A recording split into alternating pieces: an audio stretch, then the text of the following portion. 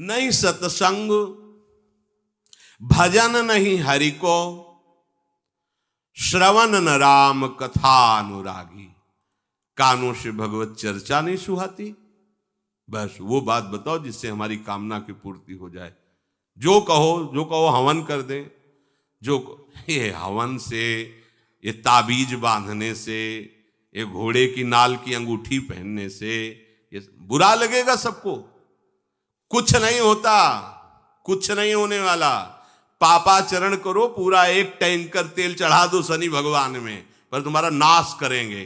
क्योंकि वो तेल से प्रसन्न नहीं होते, वो हरि के शरणागत से प्रसन्न होते। ये सब हरि के अनुचर हैं, सब हरि के अनुचर हैं। जानकी नाथ सहाय करे तो कौन बिगाड़ सके नर तेरो, है? ये शुक्र शनिचर राहु केत सब क्षण में हुई है तेरे चेरो। जानकी नाथ सहाय करे कौन बिगाड़ सकता है। महाप्रभु हरिवंश चंद्र जी कह रहे, जो पे कृष्ण चरण मन अर्पित तो करी है का नवग्रह रंक। ये बेचारे नवग्रह भिखारी क्या तुम्हारा कर सकते हैं। यदि तुम बादशाह श्री कृष्ण के दास हो तो ये चाहे जिस नक्षत्र में बैठे हो तुम्हारे अनुकूल चलेंगे, तुम्हारे अनुकूल चलेंगे। तेल चढ़ाने की जरूरत नहीं, अपने को चढ़ा दो श्री हरि के चरणों में। और हरि से विमुख हो तो तेल नहीं, तुम चाहे तेल की फैक्ट्री इन्हीं के ऊपर लगा दो, लेकिन ये सेवक हरि के हैं और हरि के तुम विमुख हो तो ये प्रसन्न हो ही नहीं सकते, तुम्हारा पतन ही होगा। पर ये संसार समझता नहीं। भगवान नाम से मतलब नहीं, भगवत आराधना से मतलब नहीं। अरे भाई ये लोकपाल हैं, जानते हो भक्त को भी काम क्रोध क्यों सताता है। ताकत नहीं इनकी प्रवेश कर जाए, अहंकार है इसलिए। और भगवान को अहंकार अच्छा नहीं लगता, इसीलिए भगवान के सब दूत हैं चढ़ बैठते हैं। देख तू कितना बड़ा साधक, कितना बड़ा भजनानंदी, दिखा हमें। अब फेल तो मैं भगवान की शरण, तो हो ना भगवान की शरण। और भगवान की शरण में हो जाए तो यही महासुख प्रदान करने लगते हैं, और कोई नहीं, इन्हीं के लड़का बच्चा है। द्वारिकाधीश के पुत्र रूप में कौन प्रकट हो रहा है? भगवान कामदेव, जो प्रद्युम्न अवतार है, साक्षात कामदेव हैं। कामदेव साक्षात आ रहे हैं। हम प्रभु से विमुख हो, कोई हमारा सहयोग कर सकेगा? कोई नहीं कर सकता। और अगर करने गया तो वो भी उल्टा टंग जाएगा। ये भी बात समझ लो। भगवान देख लो, हम आपको उदाहरण बता रहे कि तो कैसे काशी नरेश, पौंड्रक, ये सब मिलकर भगवान के विरोध में हुए। भगवान ने सुदर्शन चक्र को छोड़ा, काशी नरेश पौंड्रक सबका उद्धार किया। और काशी नरेश का पुत्र था सुदक्षिण, उसने विचार किया कि ये तो बहुत बड़े अपमान की बात है। भगवान शंकर की नगरी में रहता, काशी में महामृत्युंजय है, काल के भी महाकाल हैं। पंडितों से कहा ऐसा उपाय नहीं कि हम द्वारिका को भस्म कर दें। बोले है, भगवान शिव के ऐसे ऐसे मंत्र हैं कि वो तो विनाशकारी भी तो है ना, वो बहुत सुंदर भी है। कर्पूर गौरम करुणावतारम संसार सारम, करुणा के स्वरूप है। आशुतोष नाम है। एक चुल्लू जल ऐसा कोई देवता नहीं मिलेगा जो संसार में कोई देवता नहीं खाता, वो इन पे चढ़ाए जाते हैं। अकौड़े का फूल, धतूर का फल ये कोई पता है? नहीं पता। इतने से वो प्रसन्न, इसीलिए वो आशुतोष रीझ जाए तो पूरा नगर का नगर सोने का ऐसे दे दिया, लंका उन्हीं दे दिया। और अगर दृष्टि बदल जाए तो हनुमान जी बनकर पूंछ में आग लगा को उसी लंका को नाश कर। बड़े विचित्र हाँ है भगवान शंकर, विनाशकारी, द्वारिका को भस्म कर सकते हैं। आराधना की सुदक्षिण ने, बड़े बड़े विद्वान बुलाए। काशी तो विद्वानों की नगरी, और ब्राह्मणों की विद्वता तभी सार्थक है जब प्रभु में उसका समापन हो। विद्या कौन? जो भगवान से मिला दे। अविद्या कौन? जो अहंकार माया में लगा दे। तो उन विद्वानों की ये समझ में नहीं आया कि किसके विरोध में मुझे अनुष्ठान में बैठालना है। बैठ गए, अनुष्ठान शुरू किया, तो मंत्रों में ताकत तो है ही। भयंकर कृत्या प्रकट हुई, विश्व का विनाश करने की सामर्थ्य रखने वाली। मंत्रों के द्वारा उसे प्रेरित किया, जाओ द्वारिकापुरी को ही भस्म कर दो। और ये पता नहीं था कि द्वारिकापुरी ब्रह्मा की बनाई हुई नहीं है। सारी की सारी शक्तियां ब्रह्मा की बनाई हुई चीज पर बिगाड़ सकती हैं, लेकिन चिदानंद धाम में इनका तो प्रवेश ही नहीं। अब दूर से द्वारिका में दिखाई दिया, भयंकर ज्वाला में कृत्य आ रही। लोग भागकर भगवान के पास गए, प्रभु कोई भयानक मंत्र से आविष्ट होकर कृत्य आ रही जो नष्ट करना चाहती द्वारिका। तुम्हें घबराने की जरूरत नहीं, ना बताने की जरूरत है। द्वारिका हर समय सुदर्शन से सुरक्षित है, और सुदर्शन कोई जड़ चक्र नहीं है, वो चैतन्य भगवत पार्षद है। जब जहां जैसा अवसर आता है वैसा वो रूप रख लेते हैं। एक को मारना है तो 100 अरे वाले, हजारों को मारना है तो 1000 अरे वाले, और अगर पूरा सिस्टम विनाश करना है तो अनंत अरे वाले सुदर्शन चक्र हो जाते हैं। और जब सेवा ये नहीं होती तो हाथ जोड़े भगवान के पास खड़े रहते हैं। ये कोई जड़ वस्तु नहीं कि तलवार है भगवान की तो तलवारें बनी खड़ी रहेगी, नहीं, पार्षद स्वरूप है। आवश्यकता हुई वही कौमुदी की गदा सुदर्शन, ये सब दिव्य है। पांचजन्य शंख सुदर्शन चक्र सेवा में थे। भगवान ने आदेश किया, देखो क्या है, सुदर्शन चक्र ने दौड़ाया कृत्या को, वहीं चल जहां से आई तू, वहीं ले गए जहां पंडित लोग सब सावधान, मंत्र से अपने को सुरक्षित किए। ये बड़े खतरनाक अनुष्ठान होते हैं, जो मारण अनुष्ठान होते हैं, बहुत खतरनाक होते हैं। मतलब अगर सही माने में वो भगवत आराधक नहीं है तो फिर नष्ट भी कर देंगे, ऐसा नहीं। तो एक प्रसंग आता है कि एक शालिग्राम भगवान को नचा करके पैसे लेते थे। बहुत से लोग इकट्ठा हो गए, तो चमत्कार को देखने वाले संसारिक जन होते हैं, तो ऐसे शालिग्राम रखते, ऐसे करते, शालिग्राम ऐसे ऊपर उठते, ऐसे ऐसे ऐसे ऐसे नचाते, और लोग अरे देखो भगवान इनके इशारे से नाच रहे हैं। ऐसा एक भक्त तो उसी नगर में एकांत में भजन करते थे, बड़े कई शिष्य उनके थे, भिक्षा मांगने हो गए। उन्होंने देखा, आके गुरुजी से, उनका ऐसा भक्त कभी कर ही नहीं सकता। भगवान का भक्त अपने भगवान को प्रदर्शन नहीं बनाता, ये तो कोई तांत्रिक है, भक्त नहीं है। भक्ति की अलग संज्ञा होती है। ये कोई तंत्र सिद्ध आदमी है जो भक्ति का नाटक करके लोगों को ठग रहा है। बोले महाराज फिर आपको चलना चाहिए, क्योंकि हजारों लोग उससे प्रभावित हो रहे। बोले हम गए तो उसका सब बंद हो जाएगा, ये दुकान मकान। बोले चलो ना महाराज, बड़ा ऐश्वर्य जमा हो रहा था, लोग भेंट जा। वो गए, बस अंदर से नाम जप करते हुए जो खड़े हुए, तो कुछ नहीं, कोई भी उसका मंत्र। वो आसपास दृष्टि डाला, कौन आया नया, तो उसी में देखे फटे पुराने कपड़े पहने, तेज से चमकते हुए भक्त। तो उनका तुम चले जाओ यहां से। तो उनका नहीं, हम चले जाने के लिए नहीं आए, हम आपको बताने आए, ये नाटक मत करो। अगर सही आराधना करो इनकी तो ये लोग क्या देंगे, ये तो परम पद दे देंगे, शालिग्राम भगवान है, आप भगवान का ऐसा प्रदर्शन करते हो। अब लोगों का विरोध शुरू हुआ, क्योंकि इतने बड़े संत जब बोल रहे तो सब लोग, अब उसको बहुत बुरा लगा कि हमारी तो सारी दुकान बंद हो गई। अब एकांत में जाकर उसने मूठ का प्रयोग किया। ये मारण होता है मंत्रों से, एक खप्पर में आग जैसी जलती है, उसमें अभिषिक्त करके भेजा जाता है, और जिसके पास भेज दिया गया वो उल्टी में खून, शौच में खून, 2-4 जितना समय रखा गया उसके अनुसार मर जाएगा वो। पर ये साधारण लोगों के, भजनानंदियों के ऊपर नहीं। भजन वाले मत डरे, साप ताप रोग शोक, किसी का श्राप भी आपको छू नहीं सकता। कोई ताप, कोई दोष, कोई रोग, कोई मारण, कोई मूठ, किसी की सामर्थ्य नहीं। राधा राधा राधा। जिनके चरणों में सुदर्शन चक्र बसता है वो है किशोरी जी, जो लाल जो हाथ में रखते हैं ना, श्री जी के चरण चिन्हों में सुदर्शन चक्र है। वो मूठ गई महात्मा की कुटिया के सामने, और बस जैसे मक्खियां भिनभिनाती ऐसी आवाज आई, बस वैसे नाच रही थी बाहर। तो वो डेहरी के पास आए और उनका, हमारे दृष्टि में भगवान की सिवा कोई नहीं, आप में भी भगवत शक्ति है। क्या आप ये नहीं समझते हैं कि निरपराध के लिए मारण किया गया है? हमारे में सामर्थ्य है, हम आपको अभी नष्ट कर सकते हैं। अरे भगवान के नाम में आप जाओ और उनको दंड दो। कोई मंत्र नहीं पड़े थे, मूठ वापस हुई, और मुंह से खून, शौच से उन्हीं के त्राहिमाम मच गया। फिर उनको लगा कि मुझे जाना चाहिए उसकी रक्षा के लिए।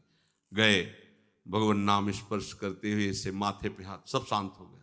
बोले अब अवसर हम दे रहे हैं, अब नाम जप कर लो, नाटक बंद करो। उस चरणों में गिरा, उसी दिन शिष्य बन गया। तो सुदर्शन चक्र ने कृत्या को नष्ट नहीं किया वहां द्वारिका में, दौड़ाया। जब काशी पहुंची, काशी भगवान विश्वनाथ जी के त्रिशूल में बसी हुई है और शिव की दृष्टि से सुरक्षित है। जो वहां श्रद्धापूर्वक वास करे उसका मोक्ष अनिवार्य है, तारक मंत्र देकर शिव करते हैं। पर उस कृत्या को सुदर्शन ने नष्ट किया और जितने ब्राह्मण थे सबका राधे राधे, और पूरी काशी में आग लगा दी। तो विश्वनाथ जी मुस्कुराए, नाराज थोड़ी, क्योंकि विश्वनाथ जी ने कह दिया था यदि ब्राह्मण विरोधी कोई है तो हमारा ये मारण काम कर जाएगा। और उनको ये समझ में नहीं आया कि नमो ब्रह्मण्य देवाय भगवान का नाम है, वो जानते थे। तो कोई भी भगवत विरोध भाव लेकर के किसी भी देवता की आराधना करके कुछ नहीं होने वाला। किसी भी देवता, एक तांत्रिक बहुत वो संतों को परेशान करता था, धर्म सम्राट स्वामी श्री करपात्री जी महाराज, ये बहुत पुरानी बात नहीं है। उन्होंने संतों ने आगे बताया कि बहुत अपमान कर देता है। उन्होंने कहा ठीक है, गए, हाँ भाई शुरू हो जाओ तुम, जितना तुम्हारे पास तंत्र है हम एक भी मंत्र नहीं बोलेंगे, दंड लिए हुए हम एक भी मंत्र नहीं बोले, हम केवल खड़े हैं, तुम प्रयोग करो। वो जो उसके तंत्र के प्रयोग, नारायण नारायण नारायण नारायण, कुछ नहीं बोले। अब हम प्रयोग करें तो उठा, साष्टांग दंडोत हुआ, बोले आप धर्म सम्राट करपात्री जी हैं क्या? क्योंकि इतनी सामर्थ्य केवल उन्हीं में है जो मुझे रोक सके। दूसरे बोले बंद कर दो, दोबारा शिकायत नहीं आनी चाहिए हमारे पास। तंत्रों में बड़ी सामर्थ्य होती है, लेकिन भगवान में अनंत सामर्थ्य होती है, अनंत सामर्थ्य होती है। इसलिए हमें कभी भी प्रभु से विमुख होकर कोई भी देवता बचा लेगा ऐसा सोचना भी नहीं कि हम किसी की आराधना करके, ऐसा नहीं, वही आपको नष्ट कर देगा। भरत जी को, जड़ भरत जी को पकड़ ले गए जो चोर लोग थे, दस्यु लोग। उन्होंने देवी जी को कहा, बड़ा भ्रम है यार, वो जगत माता है, अम्मा है सारे जगत की, और बकरे की बलि दे लेते। उनका बच्चा बकरा नहीं हुआ क्या? जब जगन माता है, जगदम्बा है, जगद अम्बा है वो, तो क्या ये छोटे छोटे जीवों को जो बलि देते हैं, क्या उनको ये पता नहीं कि ये उनकी अम्मा है? उनके सामने काट रहे हो, मां तो मुझसे प्रसन्न होगी। काट लो, अभी अवसर आएगा तब तुम्हें पता चलेगा। अब वो जो पकड़ के लाया गया था मनुष्य बलि के लिए, तो वो दस्युराज, एक बाजार सी लगी थी, उत्सव मनाया गया, उसे कहा गया था जो मनावे सो खाओ। तो जहां जाता अच्छे अच्छे पदार्थ खाता। तो दुकान वाले ने खा ले, थोड़ी देर बाद गड़ासा चले गए। बोले क्यों? तो बोले तुम्हें पता नहीं क्या? बोले नहीं। बोले बलि के लिए लाए गए हो। अब तो जलेबी मुंह की मुंह में रह गई कि इसके बाद गड़ासा चले।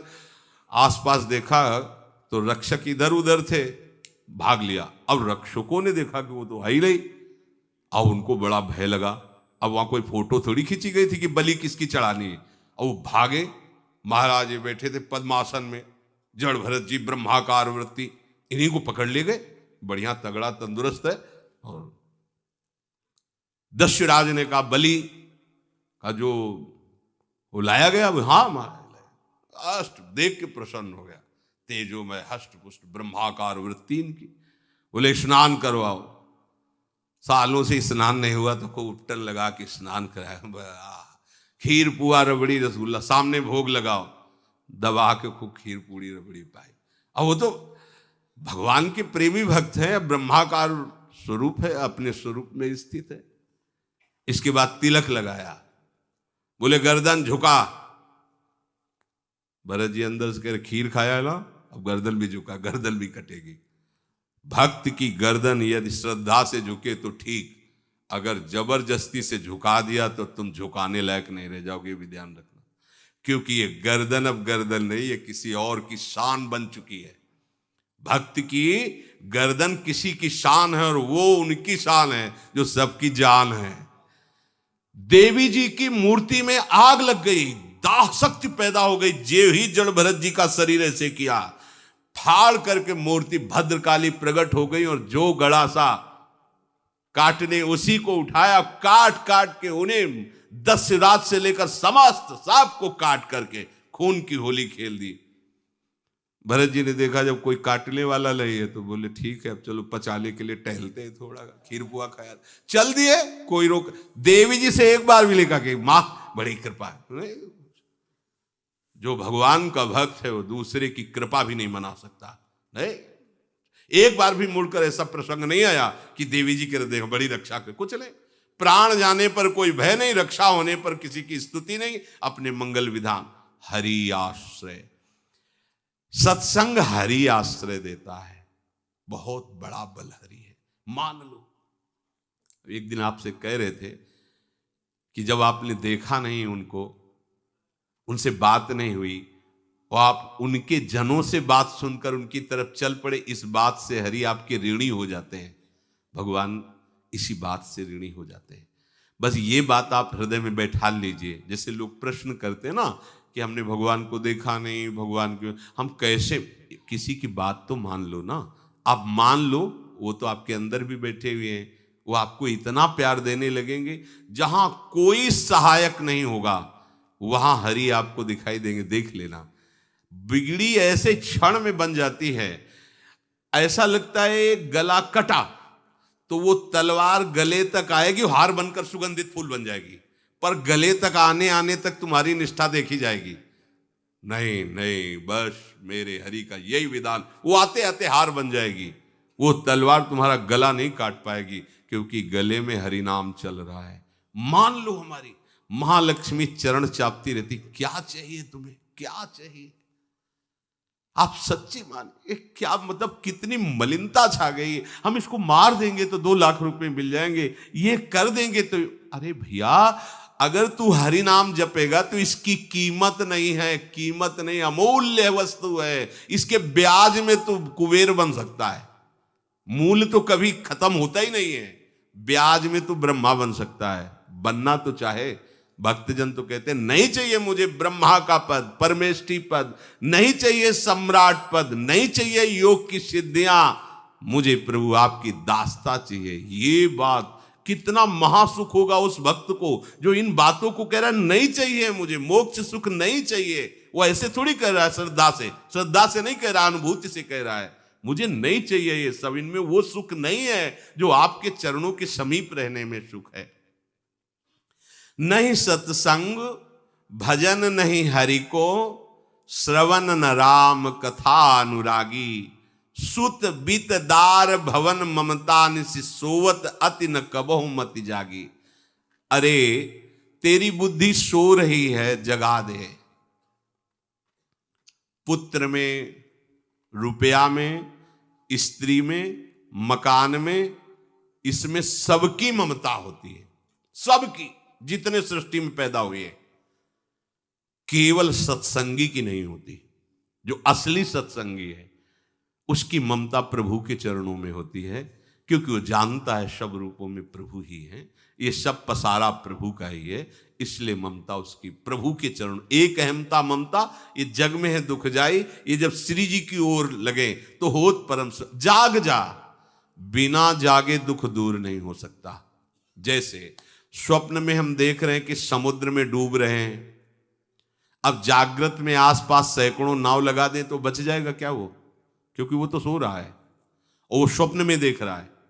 अब हम नाना प्रकार के तैराकों को बाहर तैनात रखें तो उसको कोई सुख मिलेगा क्या, क्योंकि स्वप्न में।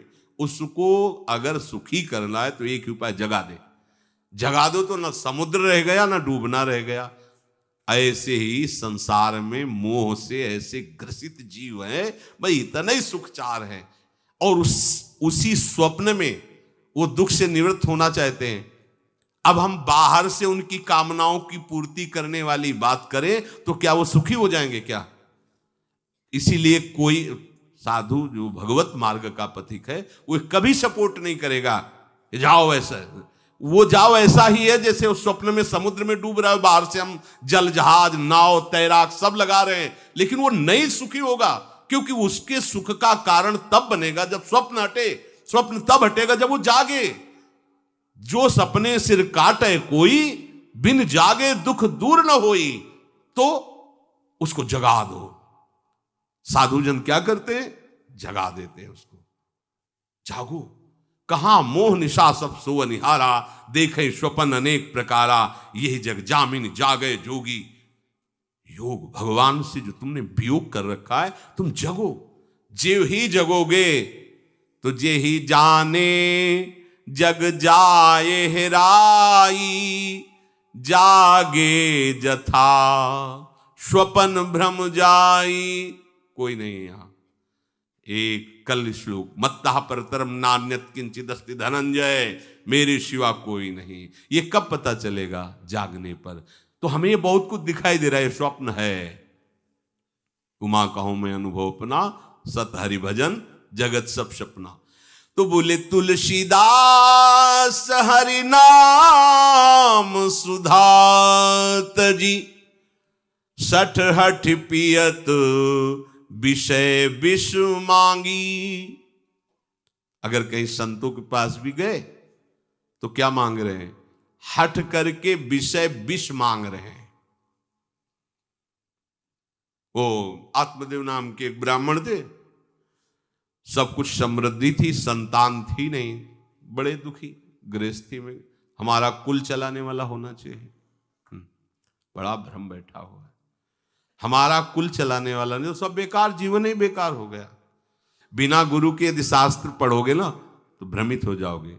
स्पष्ट लिखा, पुत नाम के नरक की उसको प्राप्ति होती जिसके संतान नहीं होती। अब तो गृहस्थ में बेचारा पड़े परेशान। उन्होंने सोचा इससे अच्छा है आत्महत्या कर लें। बहुत संतों के पास जाकर के यज्ञ करके सब अपनी कामनाओं की पूर्ति चाहते, दान पुण्य दे करके। उसने भी जितना उपाय हुआ किया, नहीं हुई संतान।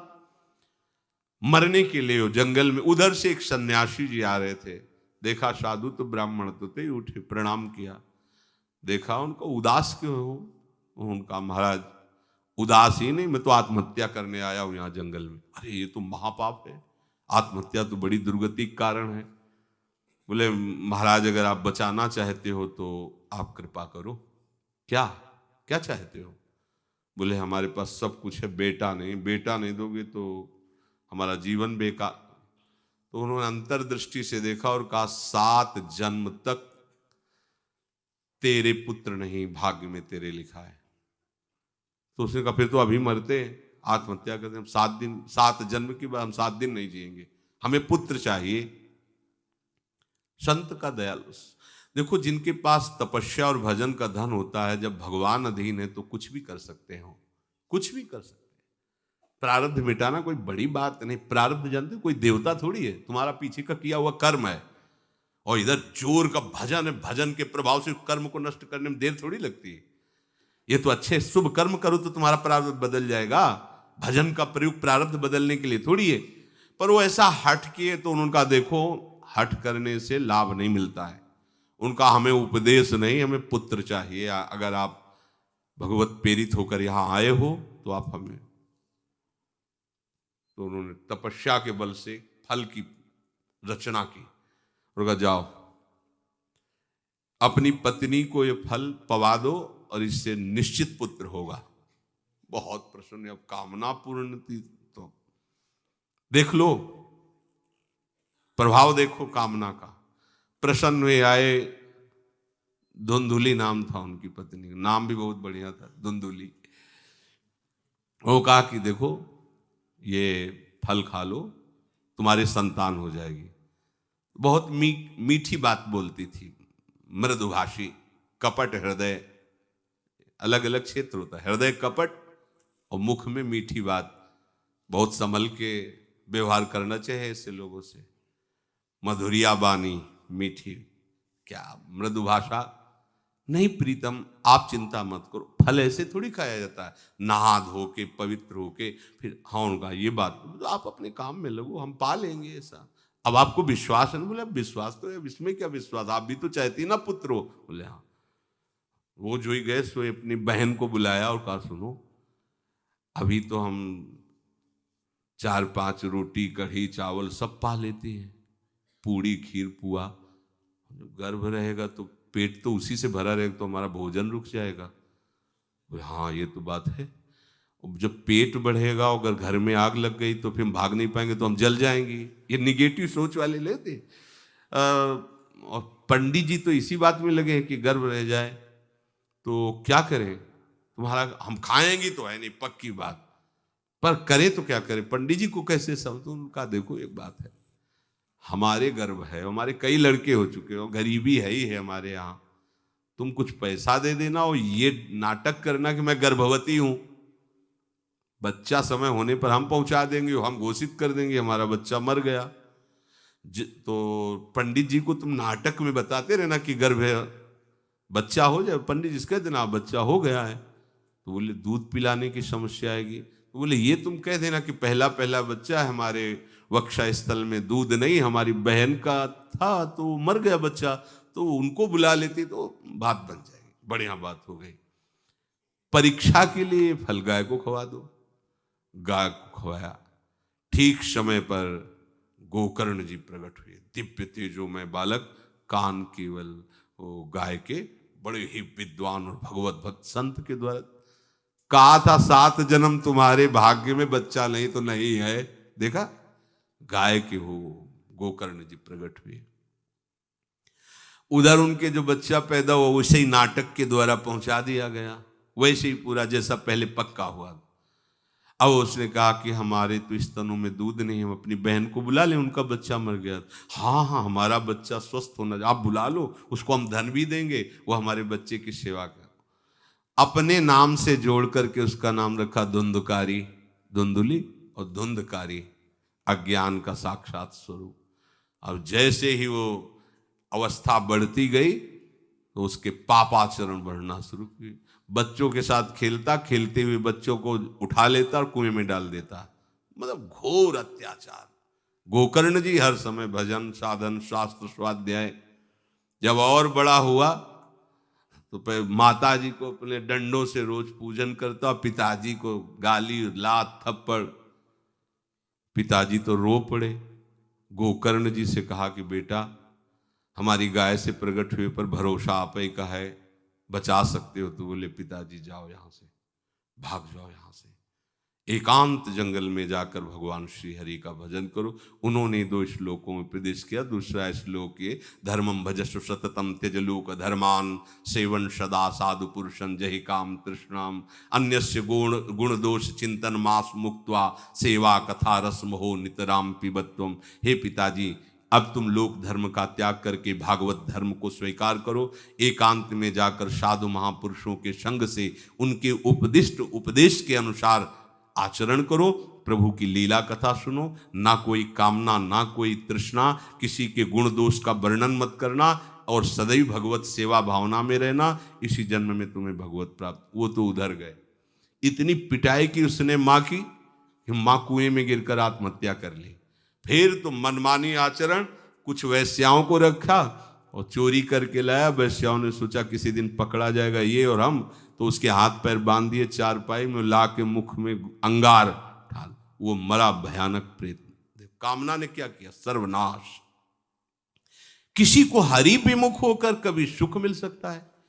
आप संतों के पास जाइए, अपनी कामना रखिए। हम ये नहीं कहते कि कामना तुम त्याग पाओगे, कामना रखिए, भगवान के पास जाइए, अपनी कामना रखिए, क्योंकि आप कामना से युक्त हैं। पर छूट इतनी दे दीजिए कि जिसमें हमारा मंगल हो वो करना। जैसे नारद जी भगवान से अपनी कामना रखते हैं कि हमारा ब्याह करवा दीजिए, और बाद में एक छूट दे देते हैं कि जेहि विधि होए नाथ हित मोरा। तो हरि को अच्छा लगेगा, गुरुजनों को अच्छा लगेगा कि इस कामना से इसका कोई जीवन बाधित नहीं होगा, वो पूर्ण भी कर देंगे। और अगर लगा कि इसका पतन हो जाएगा तो आप रोते रोते भी कामना की पूर्ति नहीं करेंगे। उत्तम बात तो ये है कि कामना हरि की प्राप्ति की करो, वो सर्व सुख स्वरूप हैं। किसी का अन्य आश्रय अन्य बल ना लेते हुए अपने श्यामा श्याम के चरणों का आश्रय लेकर निरंतर भजन करो, तो ये अनुभव हो जाएगा कि सुख किसे कहते हैं। अभी तुम्हें परिचय ही नहीं मिला, सुख किसे कहते हैं। सुख सच्चिदानंद है, सुख एक रस है, सुख अविनाशी है। वो सुख सदैव बढ़ता रहता है, घटता कभी नहीं। एक रस होते हुए भी प्रतिक्षण वर्धमानम है, कभी कभी अंत नहीं होता इस सुख का। ऐसे अनंत सुख के लिए हमें मनुष्य जन्म मिला है। प्यारे इसे मत खोइए, हर समय राधा राधा राधा राधा राधा, और किसी को दुख मत दीजिए, कोई गंदा नशा मत कीजिए, कोई गंदे आचरण मत कीजिए, गंदा भोजन मत कीजिए जिससे अन्य जीवों को कष्ट हो, ऐसा कोई भोजन स्वीकार मत करो। इसी जन्म में आप देख लेना, इसी जन्म में आपको वो वस्तु मिल जाएगी, निहाल हो जाओ। हम किसी पक्षपात की बात नहीं करते। अगर इस छाती को बचपन से अभी तक ऐसा, तो हम कह देते कि भाई आगे कुछ भी हो, कोई भी हमारी गलती हो, हम ये मान सकते हैं, पर हमें ये पता चला कि बचपन से आज तक जलता ही रहा, कभी शांति नहीं मिली, भागता ही रहा पर कभी विश्राम नहीं मिला। पर हम ये आपको कह रहे हैं कि जैसा प्यार प्रभु वैसा अन्यत्र कहीं कभी कहीं नहीं मिला, और प्रभु के प्यार का मूर्तिमान स्वरूप हमारी प्यारी जू निहाल कर दिया प्रभु ने। प्यारी जू के चरणों का आश्रय और उनका परिचय देकर पूछो बस, यहाँ वाणी मौन हो जाती है। प्यारी जू तो प्यारी जू, और हम ही नहीं, आप सब महाभाग्यशाली है। वृंदावन आए, राधा किशोरी जू के घर में आए और उनकी चर्चा सुन रहे हैं, उनके सिद्धांत सुन रहे हैं।